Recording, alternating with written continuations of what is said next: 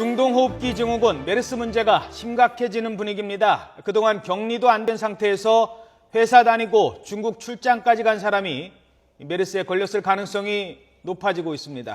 현지에서 1차 검사를 해봤더니 메르스 양성 반응이 나와서 확진 판정 가능성이 높아졌습니다. 취재기자 연결해서 자세히 알아보겠습니다. 김기봉 기자. 네, 김기봉입니다. 자, 1차 검사 결과가 양성 반응이 나왔다고 하는데 좀 자세히 좀 정리를 해보죠. 예, 중국으로 간 40대 남성은 어제 새벽부터 중국 보건당국에 의해 병원에 격리돼 있는데요. 어제 저녁 광둥성에 있는 병원에서 메르스 검진을 한 결과 양성으로 나왔다는 것입니다. 하지만 이것은 우리가 통상 말하는 확진 판정은 아니어서 현재 검체를 베이징으로 옮겨 확진 판독을 하고 있습니다. 이 남성은 이미 국내에서도 메르스 의심 기준을 넘는 고열 증세로 며칠을 보냈기 때문에 확진 가능성이 높은 상태입니다.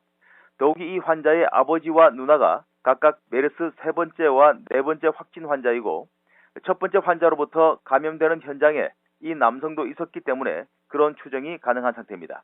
이 남성의 메르스 최종 확진 여부는 오늘 오전 중으로 중국에서 통보될 것으로 예상됩니다. 네, 양성 반응이 나왔습니다만 아직 확진 판정은 아닙니다. 만약 이 남성이 확진으로 나온다면 당사자도 문제지만 그동안 접촉했던 사람들 한두 명이 아닐 텐데요. 어떻게 되는 겁니까? 예, 그렇습니다. 그 부분이 가장 큰 문제인데요.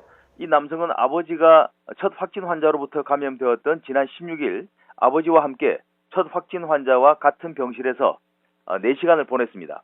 이후 19일부터 고열 증세가 나와 병원 응급실을 2차례나 찾았습니다. 메르스는 증상이 나타날 때부터 감염력이 발생하기 때문에 만약 확진으로 판정될 경우 적어도 8일 이상 무방비로 주변을 감염시켰다는 계산이 나옵니다. 보건당국은 이 사람의 직장 동료 180여 명과 같은 비행기 탑승객 중 가까운 좌석에 앉았던 28명 등 200여 명을 상대로 접촉 여부와 정도를 조사하고 있습니다. 하지만 지금까지 실제로 추가로 격리한 사람은 이 남성이 거쳐갔던 병원의 의료진 10명과 귀국한 승무원 3명에 불과합니다.